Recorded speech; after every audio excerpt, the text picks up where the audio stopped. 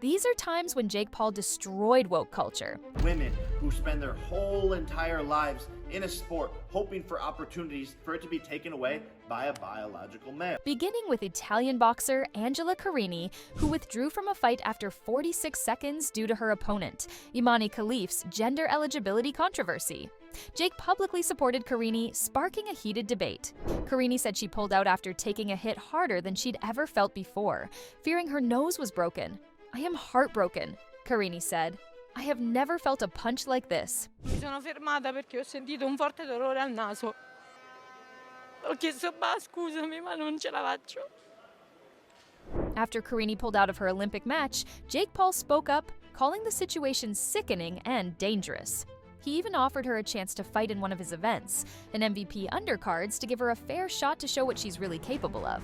His tweet went viral, with some calling him brave for speaking out, while others labeled him as transphobic. The comment feedback on the video was almost entirely negative, with viewers stating things such as, "The real victim here is Imani Khalif, not that crybaby. Imani is normal-born female like any other girl.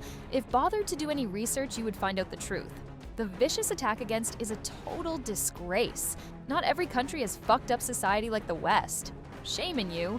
It's safe to say that Jake's stance just added more fuel to the woke fire. Jake responded to the media, calling it unfair for a biological woman to compete against a biological man. I think it would be better to have a president that doesn't want biological men competing in women's sports.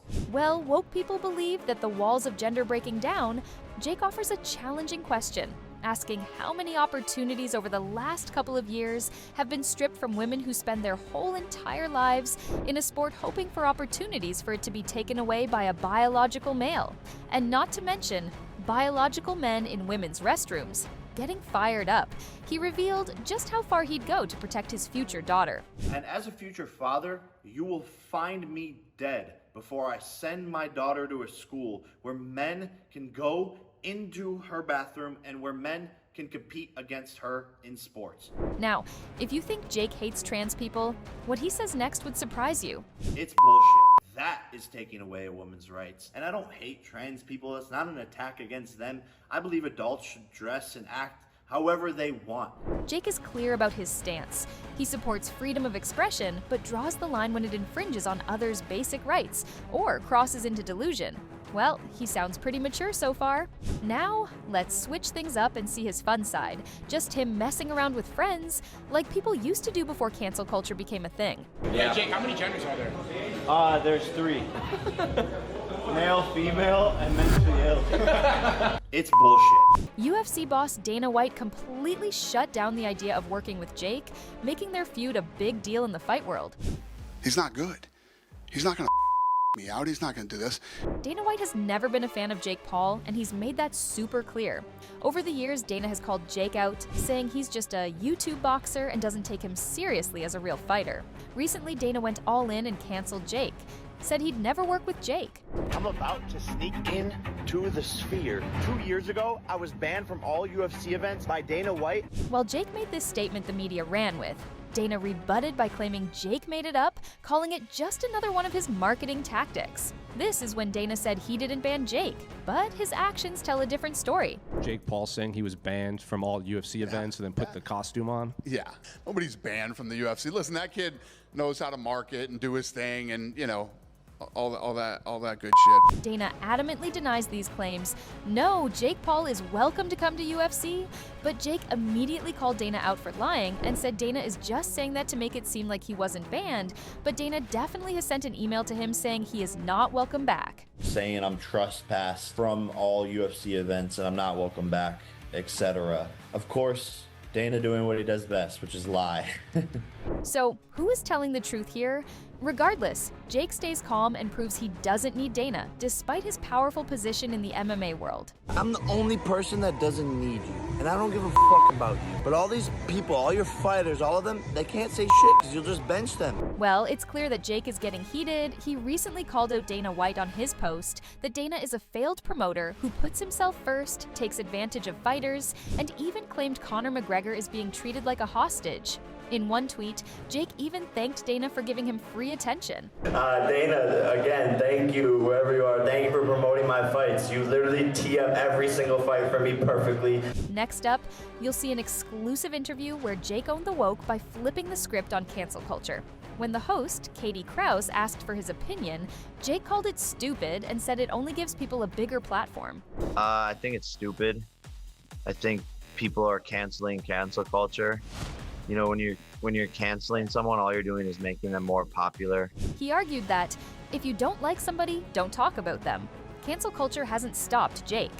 Instead, he's using his platform to speak up, showing his political views by supporting Trump and calling out the big national problems we're facing today that he believes require urgent attention. Things just don't feel right. America doesn't feel good. It shows that we are more divided than ever, and I can't sit back.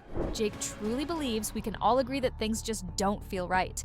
The number of problems America is facing just keeps stacking up. Wars, health, guns, jobs, economy, inflation, border control, freedom of speech. The list goes on and on and on. While Jake is worried about the backlash for making this video, he made it clear that he didn't come to us to make this video to create more division. He believes love is the key to the universe, and that we should all love each other more and more. But in America today, people can't have opinions without facing outrageous backlash. Jake also challenges the argument with a simple yet powerful question, leaving us wondering who's really to blame here. What is the problem? Democrats have been in power for 12 of the last 16 years. So if we aren't happy with the current political state, then who is to blame? Then Jake continues to push back on the idea of transitioning kids, saying that 10-year-olds don't even know who they are yet. The media has been focusing on how trans kids feel like the opposite sex and get hormones, implying that it's not a choice. But Jake disagrees. You have to be 18 to vote, 18 to smoke, but you can mutilate your body at 10 years old? It's not okay. Now, Jake, the problem child, actually makes a solid point here. He made it clear that he supports gay. He's all for people loving whoever they want to love, but what he's not here for is adults campaigning in the streets, pushing young children into surgeries that will affect them for the rest of their lives, especially when they don't even know who they are or what they want to become. People really need to understand the difference between these two ways of thinking. Wow, what the fuck is going on? Wake up. Stop being tricked into, oh, look at here, we have this person. Oh, look at this. Oh, vote for this person because this guy said so. So, are you the one Jake's talking about here? If you are, don't be a sheep in a world full of sheep. Think for yourself. Next up, you'd be surprised by what Jake's going to say about women's rights, especially when he links them to woke immigration policies. While many argue about the major point, abortion, how Donald Trump isn't protecting women's rights, the biggest question is what rights as a woman were taken away from you? Donald Trump was the president before for 4 years. What rights as a woman were taken away from you? The answer is none. Donald Trump wants to put the power into the hands of each state to determine whether abortions will be legal there or not. So if you live in a Democratic state like California, yes, the Democrats will vote to allow abortion in California, putting the power in the hands of the people. I would also argue that Donald Trump is protecting women by not letting 15 million illegal immigrants through the borders. 662,566 have criminal histories, 13,000 convicted of homicide, and so on. Having those unidentified people roaming the streets, I believe arguably is a bigger potential threat to the women of America. Even the Border Patrol Council, the people who are in charge of the border, endorsed Donald Trump, quote, "If we allow Border Czar Harris to win this election, this great country is going to go to hell." And yeah, I see it already. Everyone attacking me, coming for me because of this video. People are gonna hate no matter what. He is just saying what everyone's thinking, but is too scared to say. His message to the Americans is clear. The way we move forward is by communicating and having a positive discourse versus attacking each other on X all the time. While Jake took a bold stand and gained some praise for speaking his mind, the comment feedback on the video being almost entirely negative, with viewers stating things such as, "Still gonna lose, you're a loser," and "I don't trust the opinions of someone whose whole career is built on controversy and being a public nuisance." I still feel bad for those neighbors, man. It's madness. It's a crazy world. It's gonna be okay. Yeah. That's Thor. he's voting for Donald Trump.